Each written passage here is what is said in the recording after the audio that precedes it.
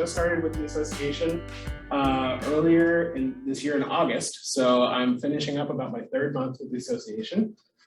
So I have 15 years of policy work in human service policy and some other issue areas like civil rights and human services and some other things, working for another community organization here in the city doing legislative affairs, and just moved over to the association earlier this year. It's been great so far, but this is my first time really working in the Alzheimer's and dementia policy space. So you guys probably know more than I do, to be honest, about a lot of things, but wanted to just kind of bring everybody up to speed on some current policy priorities that the association is working on, some things that I think are particularly important to anybody who's sort of engaged in the Alzheimer's and dementia space, whether actually living with Alzheimer's and dementia, a caregiver, or working for a community organization that serves those folks. So what I thought to do today is just focus on sort of four things. So the first two, the state dementia plan and the transition to a managed long-term care system, is something that we are currently working on. We are engaging with the state on both of these issues. So I thought I would just to touch a little bit about that, then just talk a little bit about some of our federal advocacy priorities, and then some of our state priorities. So obviously, being a small group here, I am not a lecturer. You guys will see that very quickly. So I hope that instead of me just spewing information, we can just have a discussion. In fact, I don't know, it might be helpful just real quick to kind of go around the room and just so that I know who I'm talking to, and that way if there's anything of particular interest to anybody, we can make sure to spend some time talking about it. So would you mind just introducing yourself? Hi everyone, I'm Kelsey Measlip. I work at a retirement community in Wilmington, and I've been working with seniors for over 10 years. So. My name is Aaron. I'm a web developer, software developer. I've helped with the online presence of various dementia-friendly initiatives in the state. Great. I'm Dana. Oh, hi. Communicated Nice to meet you. via email. And with the Alzheimer's and Dementia Resource Service in Wilmington. And I will probably be in and out. Okay. Here. Absolutely. Pam, and I work for Wilmington Police Department. Okay.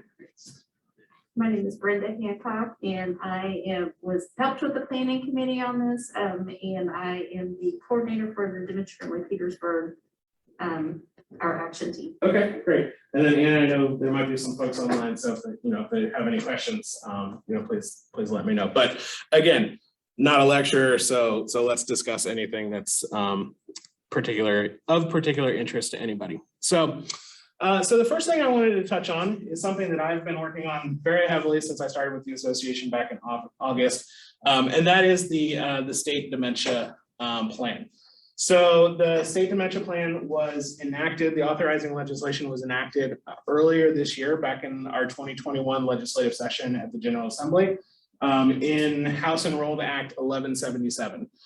That was authored by Representative Greg Porter and supported by a number of other legislators from around the state. And what it basically requires the state to do, particularly the Division of Aging, to develop a state plan to identify and significantly reduce the prevalence of Alzheimer's and dementia. And basically help the state coordinate services for folks living with the disease. So there's a number of specific areas that when you look at the authorizing legislation, that it specifically urged or in fact required the division to look at. And how we've been working with the division, we've been actively engaging with the division over the last couple of months. That law went into effect in July. And so they are going through a process right now of writing and submitting their initial report to the General Assembly. So obviously sorry, what I should have said is that that first report is due December 1st of this year. So not obviously a huge amount of time between July 1 and December 1st of this year. So there was sort of a limited ability of the state to really create a full plan in that limited time frame. So what we've been doing is working with them to basically identify areas where we feel like we have a lot of good information, where there's been some past work from previous stakeholder engagement groups, some previous recommendations that those groups have created to identify those things, and then to look forward at the rest of the authorizing legislation and determine where we do not have good information, where there has not been work done, where we need to spend some time working with stakeholder groups and doing some public input and other things to make some recommendations. And then ultimately the division will be responsible for taking all that, putting it into a plan, submitting it to the legislature, and then acting on it over the next few years. So this is actually our second plan that the state has created. There was a plan created in 2013 and basically spanned 2013 to 2017. But obviously that plan is out of date at this point. So we wanted to get this enacted so we could work on a new plan. But I'm gonna just kind of read a couple of things specifically that the plan might do, because obviously it might be something of particular interest. And again, what I should have said to preface all of this was, if there is a particular area of anything that we talked about today where anybody feels like they have some expertise or want to try to find a way to provide some input either to the state or any of the other stakeholders, please just let me know and we can definitely figure out how to do that. But specifically, what the plan must do via the authorizing legislation is assess Indiana's current and future status concerning dementia, identify strategies to increase awareness of dementia, identify strategies to enhance Indiana's dementia-based workforce. This is obviously a big thing, and we'll talk about this a little bit more in our next topic. Identify strategies to increase access to home and community-based services. Identify strategies to enhance the quality of care for individuals with dementia. Recommend strategies to decrease health disparities. Identify and increase state-based support for disease research, and then identify needed state policies or actions to act upon findings. So you can see there's a pretty broad list of things there that specifically the Division of Aging at this point needs to do. One message that we are trying to drive to really state government is that even though this plan via the legislation is housed under the Division of Aging, there should be a lot of coordination that ultimately comes out of this plan between FSSA, Family and Social Services Administrations, and the Division of Aging, but also with other state agencies, like particularly the Indiana State Department of Health, right? So we have an opportunity with this plan to kind of change our mindset as a state from thinking about Alzheimer's and dementia sort of strictly as an aging issue to a larger public health issue. And that's something that we want a message that we want to drive to state regulators, state employees, both the Division of Aging and the State Department of Health, that when you look at the indicators, right, for Alzheimer's and dementia, brain health indicators, we're talking about a lot of similar indicators as a lot of other sort of chronic diseases and public health issues. And so we want to really try to broaden that conversation. And that's what we're going to try to do with our engagement on the state plan. So the next issue that we're actively engaging on, and I think this is I think a very large issue and something that a lot of people don't necessarily understand is happening right now. And this is the state is undergoing a transition right now from a fee-for-service long-term care long-term supportive services system or long-term care system to a managed long-term care system. So right now, I mean, I'm sure everybody here knows, but right now, if you are on Medicaid and you need service, you apply for that service, it's billed to Medicaid, Medicaid pays for it. But what's going to happen, they're working on it through 2023, and what will happen in early 2024 is that we will go to a managed care system. So when a person on Medicaid goes into the long-term care system, instead of basically the state and Medicaid paying for those services, they will get assigned to a managed care organization.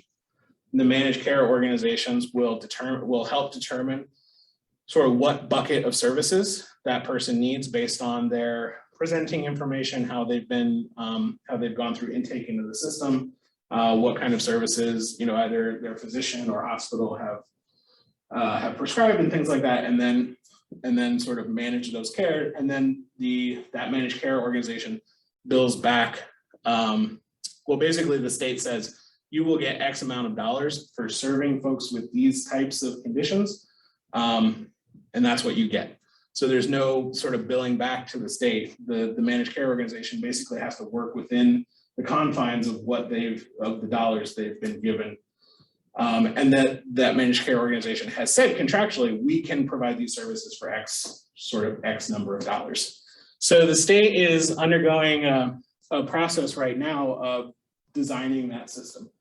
And so we're trying to heavily engage with them through a number of stakeholder groups, a number of design group conversations with other providers around the state, everybody from sort of state medical to hospital association to other provider organizations to the AAAs, to, just sort of across the board folks that engage with our long-term care system, to make sure that as FSSA is designing this program, that they're taking the needs of, for us specifically, those living with Alzheimer's and dementia and their caregivers into account in those various systems, the intake systems and determination systems, and then, ultimately how they're provided services through the managed care organizations. So we expect just through being part of this process that the state will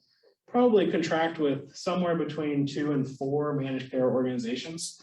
And they're going through a process right now of creating an RFP or a request for proposal for those organizations. And then the managed care organizations will basically submit their proposal to the state and say, here's what we think we can offer the state. So, I don't know exactly who we're talking about at this point, but I would suspect you'll see probably the larger insurance companies like Anthem or Humana or, maybe here locally, maybe CareSource or some other managed care organizations applying to the state to be selected. And it's a competitive bidding process to become an organization. So on the surface, yes, I'm sorry, go ahead. Oh, I was just gonna ask a question. Will it work similarly to like how managed Medicare system works, where there's like prior authorizations and then the control is given to the managed care organization? Yes.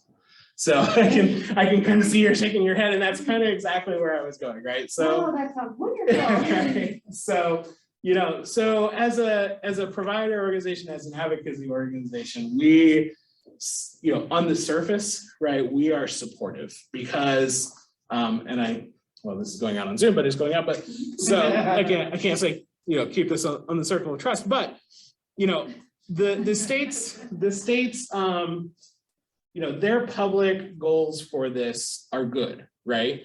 I have them here. It's to increase choice, right? And to move more folks to home and community-based services from institutional settings, which we all know, right? When you look at surveys, I think like 85% of folks said that they want to reside at home or they want to live at home. So, so this is great. So we definitely want to increase choice. We want to increase, home and community-based services, lowering costs, increasing quality. So these are, on the surface, these are, all great goals. In fact, the state goes a little bit further in some of their public facing documentation. I'm just looking at my notes, basically they say, knowing that, so when you look at statistics in Indiana, those that are 65 plus will increase about 30%, and those 75 plus are going to increase by about 45%.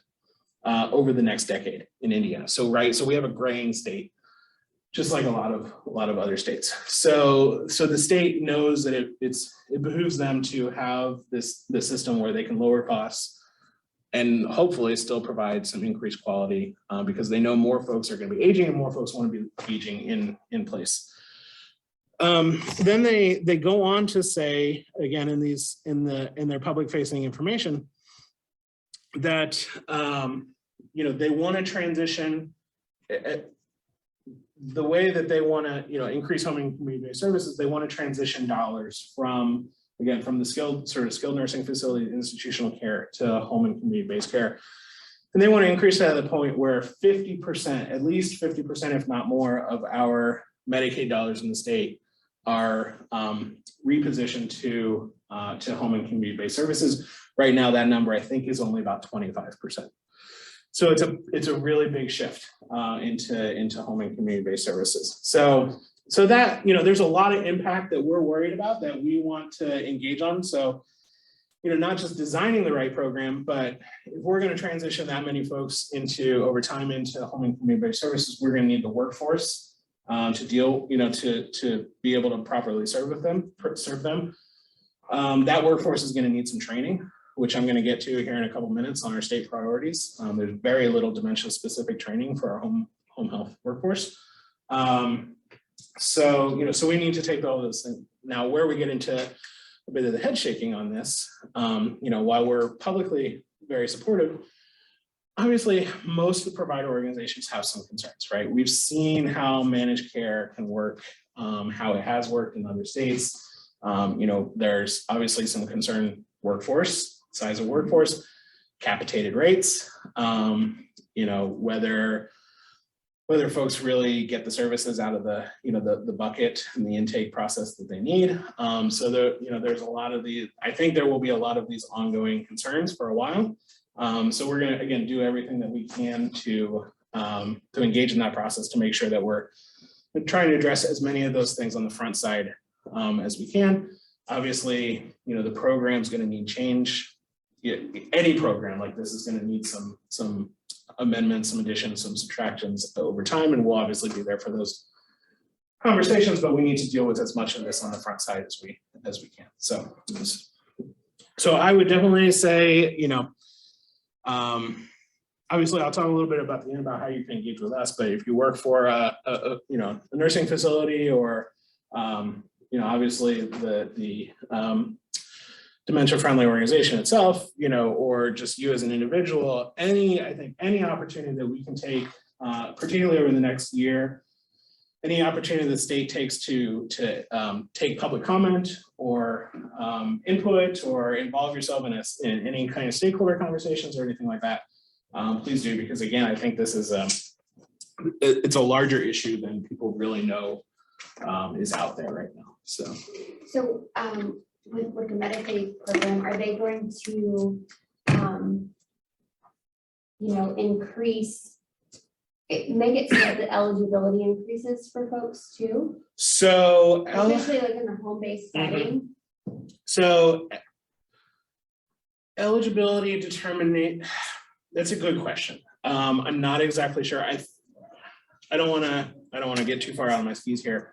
So my understanding is that eligibility basically stays the same, right? If you are eligible for Medicaid right now, you will be eligible for Medicaid in the future. We're not sort of changing eligibility. I think what's going to change, where the question marks are, right, is, you know, somebody who goes into a hospital is either already on Medicaid or, you know, found presumptively eligible or something like that. You know, that hospital, that doctor says, okay, this person needs X amount of home care hours, right, over a week or over a month or whatever, whatever the prescription is. That managed care organization at that point during the intake process could, I think, say, no, we're only going to do, you know, doctor prescribes 10 hours. No, we only think that we need 7 hours or something like that. So I think this, right, I think this is right. This is where we're going to get into. This is where we get nervous, right, because that's what they're doing with Medicare. Right, right. This is, you know, so this is the concern with a managed care, right? Is that managed care organization has the leeway, just like an insurance provider, to sort of overrule doctors or providers. You know, again, capitate those rates, capitate services. So we're going to need to make sure that there's amendment process, or not amendment process, but appeal process, right? That folks, you know how to have good communication with their managed care organization. things like that. Obviously, the design of how folks are getting into these managed care organizations is a big part. Whether they are automatically assigned, whether they have a choice of which provider they want to use, right? These are all the considerations that FSSA is having to kind of work through right now, and we're trying to provide input. So, so please don't quote me, because again, I'm still learning, but I can definitely find the answer. But I don't think overall eligibility changes, but again, it's the dynamics of the managed care where they can make some determinations for themselves, which is an issue. So, and the other thing to consider as well is obviously for our population, Medicaid waiver is a big supportive program. So Medicaid waiver, again, from my understanding, basically will work in conjunction, but not be completely folded into the new MLTSS system. So we kind of have to navigate those waters as well. All right. Okay. So federal advocacy is a big part of our work at the association. It's where we've been really actively engaged for a while now. I think Anna said she's one of our federal ambassadors. Who are you? Who's your district? Trey Rollins. Okay. Okay, great. So we have, I think, 4 or 5 federal policy acts right now that our advocates are working on with our advocacy manager. The first is the Comprehensive Care for Alzheimer's Act. So this is actually pretty similar to what we've been talking about. So this act would actually look at the idea of using more managed care services for the Alzheimer's and dementia population, and whether that's the sort of the better way, particularly to reach as many Medicaid or Medicare beneficiaries as possible. So to increase managed care opportunities for those folks. So I'll just apologize a little bit up front. The federal side is not my bailiwick. So Samantha Bresnahan in our office is our advocacy manager and handles a lot of the federal legislation. So she's the real expert on these and how we can engage, but I'm gonna kind of work my way through most of them. So we do have the association has a number of appropriations requests out, specifically around just increasing the level of funding for research at the NIH across the board. So we want to increase that $289 million this year in our appropriations request, and then $20 million to further implement the BOLD Act. So the BOLD Act is I love Congress and how they name their acts, but it's building our building our largest dementia infrastructure for Alzheimer's Act.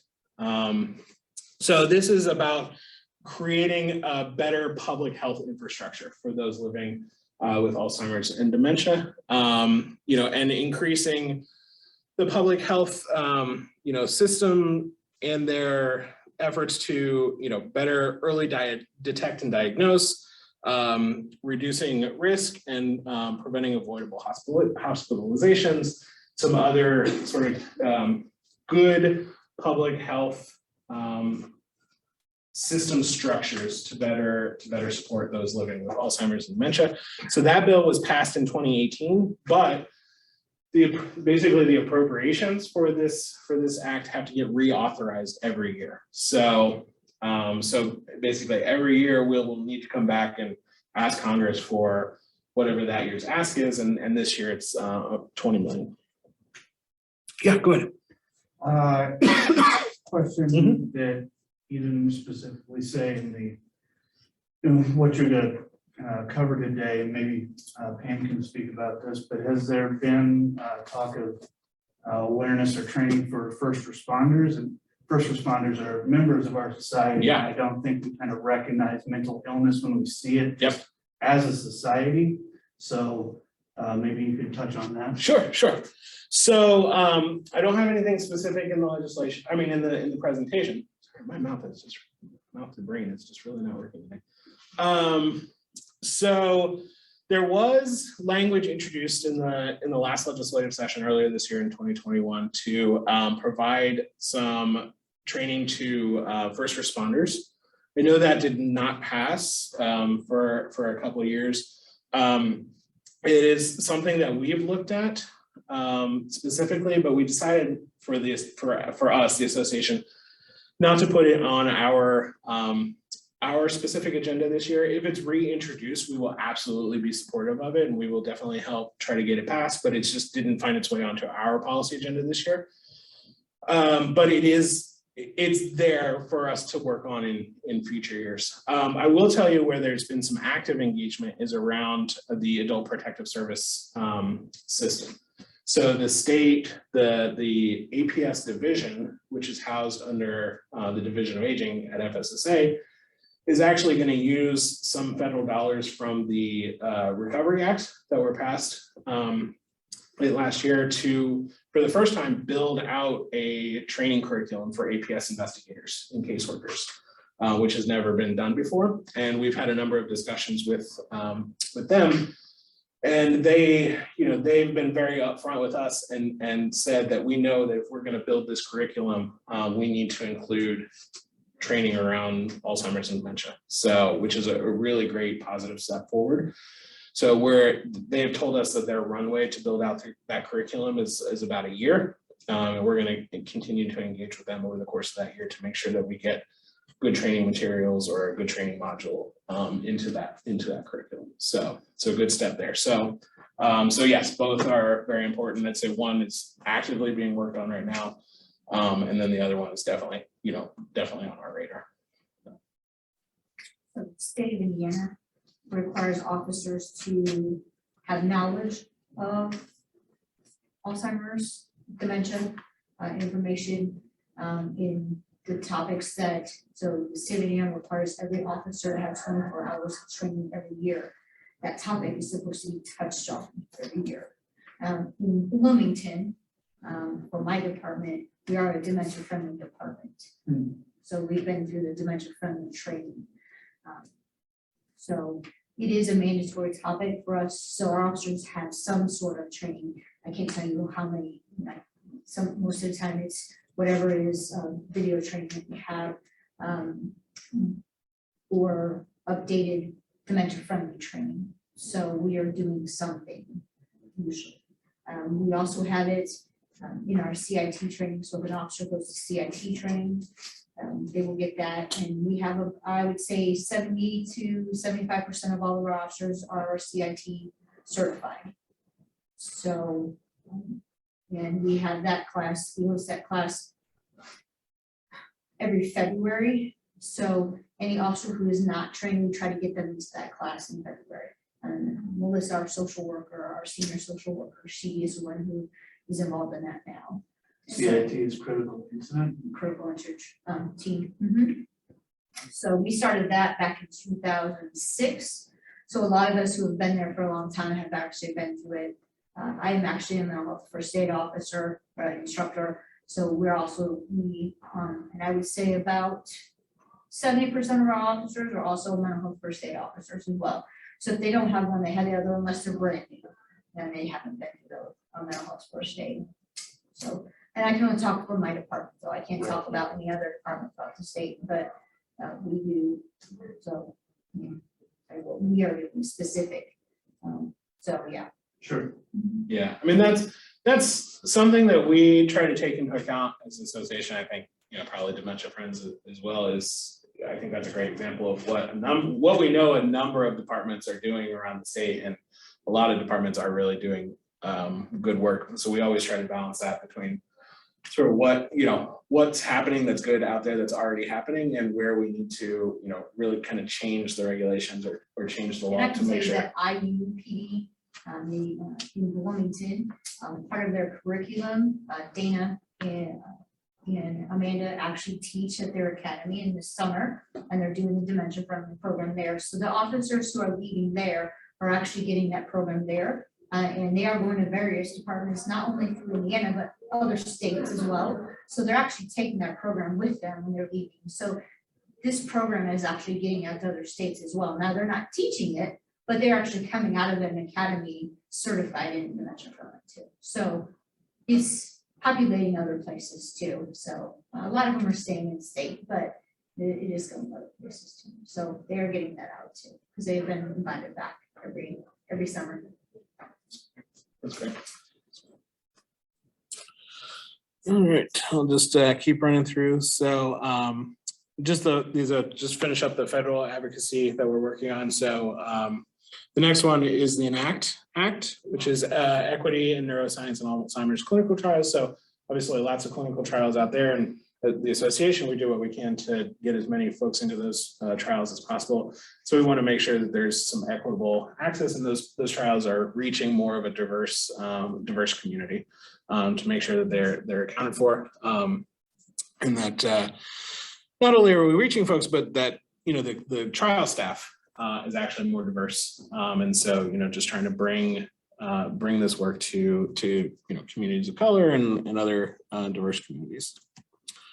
Then finally, the Caregiver Support Act.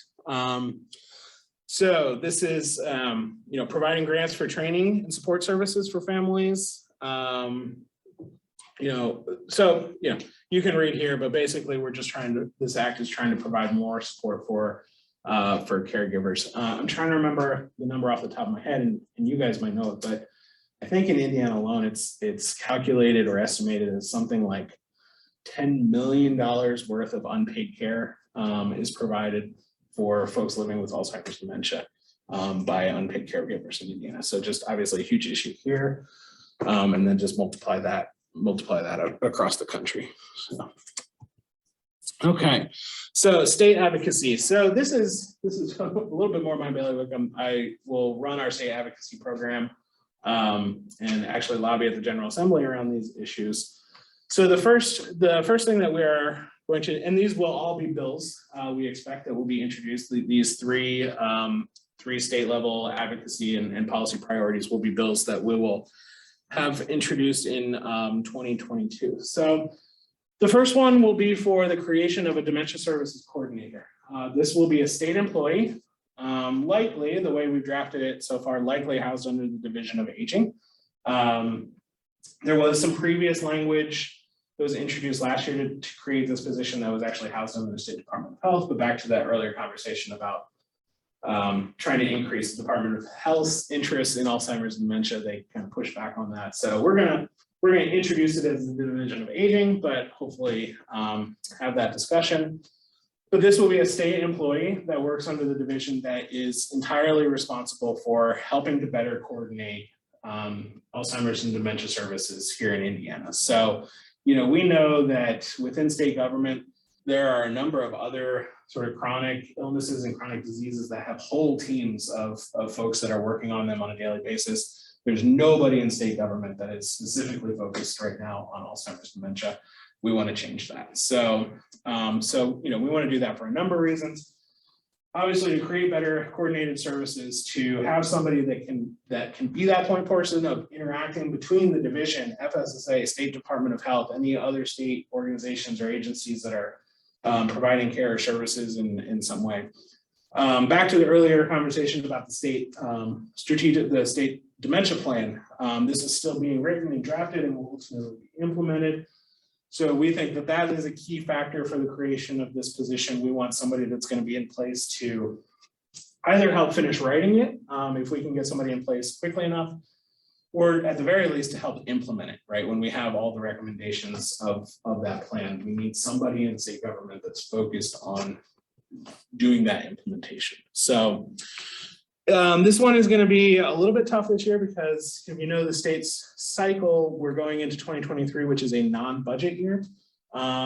So the budget was drafted earlier this year, and we have a 2-year state budget. So we'll be basically going into the General Assembly this year saying, please give us some money, or at least give FSSA some money in a non-budget year, which will be a little bit difficult, but we think that we can make that case, especially in light of the plan needing to be implemented. And then we also think that there's a number of opportunities like the BOLD Act or other things for this person to actually be going out and looking for federal grant opportunities for the state. So, so we really will argue that it's not just a cost to the state, that it will probably be a fiscal increase to the state and federal grant dollars that this person is able to go out and access. So that will be number one priority. The second, training requirements for home health aides. So like I mentioned, we have very little in the way of training for our in-home direct care workers. So we took a look this year at sort of what segment of that workforce we could take a look at this year and felt like we could reasonably accomplish. And we have sort of highlighted home health aides specifically. So we know that there's a larger population of CNAs and then direct like personal care attendants and folks like that will also be working at home. And ultimately they will need some increased education as well too. But we thought for this year, in a short session, very short session of the General Assembly, which will go from just the 1st of January to probably March 1st this year is what I'm suspecting. So that's a very short time frame to get some legislation done. We thought that this was a population that we could look at and reasonably try to accomplish this year. So right now, and there's a lot of words up here, I apologize, but this particular segment, home health aides, do not have any state requirements for dementia specific education. That's not to say that some of them aren't getting it, depending on what kind of training agency they're going through or what curriculum they're using, but there's no state mandate for any Alzheimer's and dementia specific training. We obviously want to change that. So the way the bill will be structured that we'll introduce is home health aides will receive at least 6 hours is what we're hoping for of dementia specific training upon hiring, with another 3 hours of continued education as long as they stay eligible for the state's registry of home health aides. And then anybody that's an existing home health aide will have 90 days to accomplish that 6 hours of training.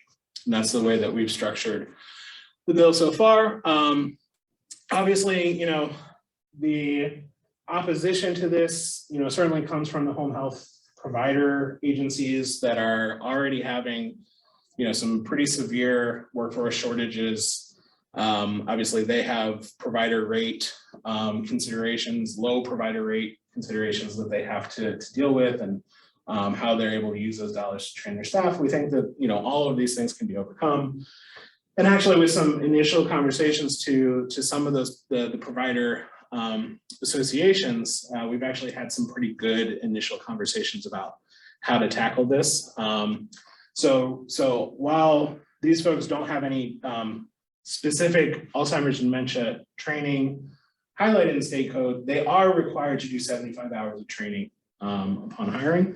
So what we want to do is just carve out at least 6 of those hours for the initial training for dementia specific training.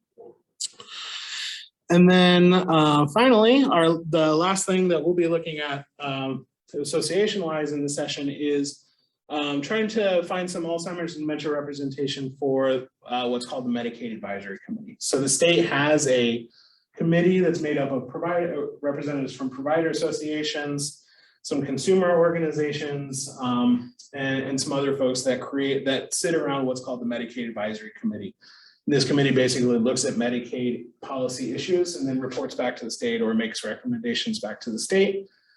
There's something, I think, like 21 provider organizations that currently sit around this committee, but none of those provider associations or organizations have any kind of expertise in Alzheimer's or dementia care. So we want to make sure that there is some representation for the Alzheimer's and dementia community around that table, because obviously we are a huge part of the dual eligible, the Medicaid population. And our estimates suggest that Indiana spends over $1 billion on Alzheimer's specific patient care. So just a huge amount of Medicaid dollars are touching our community, and so we want to make sure to have a voice around that table. So that's it as far as the way of our immediate policy priorities. Happy to talk about anything else that we may have missed. I just want to highlight our State Champions program. which we are sort of reconstituting right now.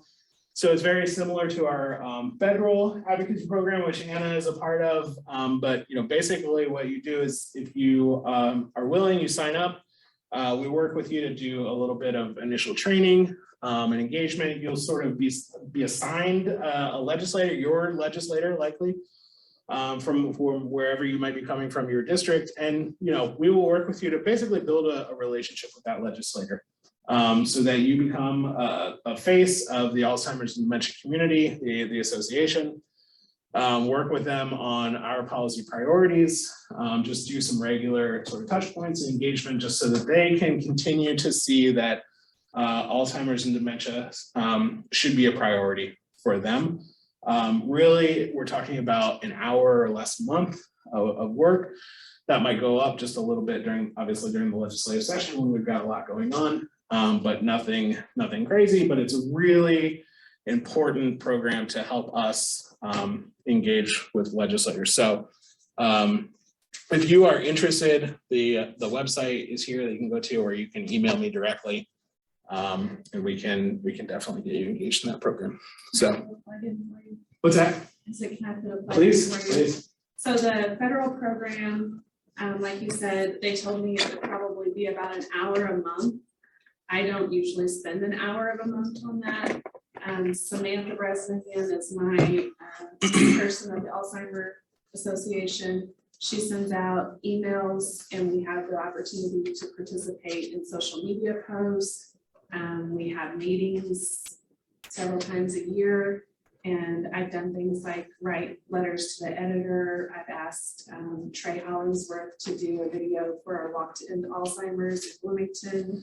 And really, you guys do the heavy lifting and we just take the credit for doing it. Well, That's about it. it's very important. It's very important for legislators to see their constituents. And That's an attractive balance. That's great because you feel like you're making a difference, but it's not like I have to think of it on my own.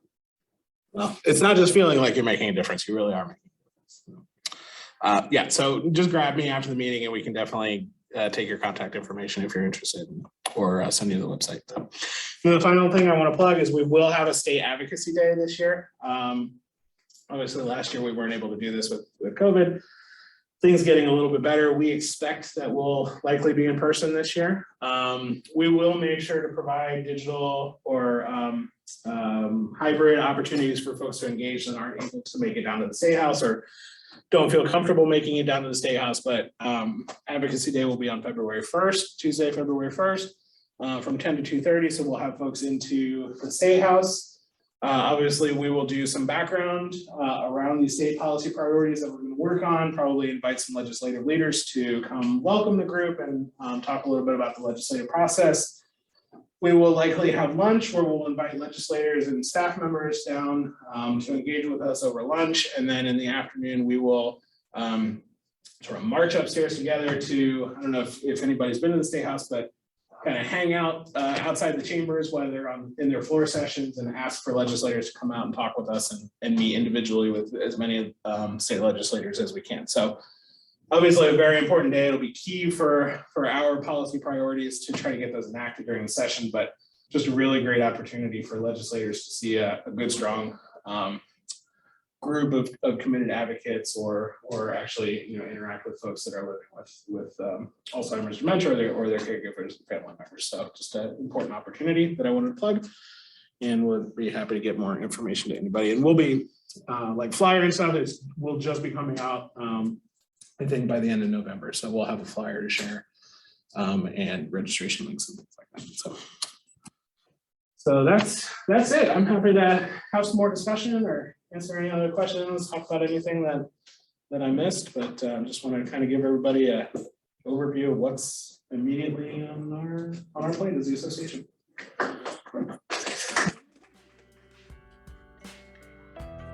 The advocates club for the state day is a lot of fun, and it's really neat to be able to see around the state all of the different people that are involved and the ways that they get involved is really awesome.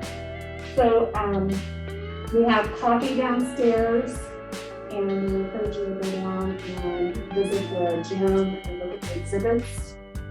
The exhibits look really nice down there. The art exhibit, if you haven't been to it, I highly encourage you to go look at that. That's a lot of fun to get involved with.